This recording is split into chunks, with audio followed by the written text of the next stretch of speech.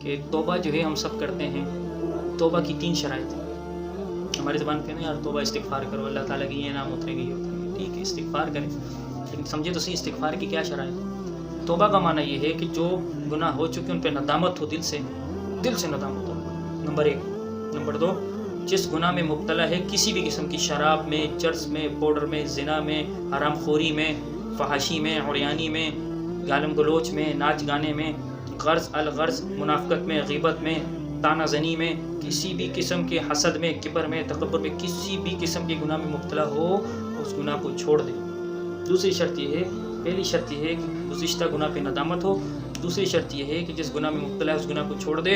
اور تیسری شرط یہ ہے کہ آئندہ نہ کرنے کا پختہ عزم ہو، کہ آج کے بعد میں گناہ نہیں کروں گا، دل سے کہیں میں نہیں کروں گا. ہو جائے پھر توبہ اللہ کے دروازے ہو جائے تو پھر توبہ. لیکن اس وقت دل سے عزم ہو کہ میں گناہ نہیں کروں گا تو اللہ کی مدد اور نصرت بھی اترتی، پھر انسان گناہوں سے بچتا ہے پکا. ایک اور حدیث میں آتا ہے، میری بات نہیں، نبی کریم صلی اللہ علیہ وسلم کی بات ہے، بار بار میں کل امت معاف الا المجاہرین، کہ تمام امت کو میری معاف کر دیا جائے گا مگر مجاہرین کو اللہ پاک معاف نہیں کرے. مجاہرین اس شخص کو کہا جاتا ہے جو اپنے گناہوں پہ فخر کرتا ہے اور اپنے گناہوں کو جتلاتا ہے لوگوں کے سامنے کہ بھائی میں نے فلاں گناہ کیا یار، آج میں نے فلاں لڑکی کو دیکھا، آج فلاں کو چھیڑا، کیا لڑکی تھی. اور خود جتلاتا ہے، یعنی خود بھی گناہ میں مبتلا، دوسروں کو بھی خراب کرتا ہے. یار کیا شراب تھی اس جگہ، یار کیا گانوں کی محفل تھی، کیا موسیقی. یعنی اب جو گناہ اس نے کیے اور جو حرام خوریاں کی وہ آ کے لوگوں کو بتاتا. گناہوں کو چھپاتا نہیں ہے کہ چھپائے اور اللہ تعالیٰ سے استغفار کرے، وہ لوگوں کو الٹا بتاتا ہے. ایسے کے بارے میں حدیث شریف میں آتا ہے کہ مجاہرین کو اللہ پاک معاف نہیں کریں گے، ان 3 شرطوں کے ساتھ نہیں. ہاں یہ 3 شرطیں ہوں گی تو مجاہد نہیں رہے. اور اپنے گناہ ہو جائے تو اس کو چھپائیں اور اللہ تعالیٰ سے توبہ استغفار کریں.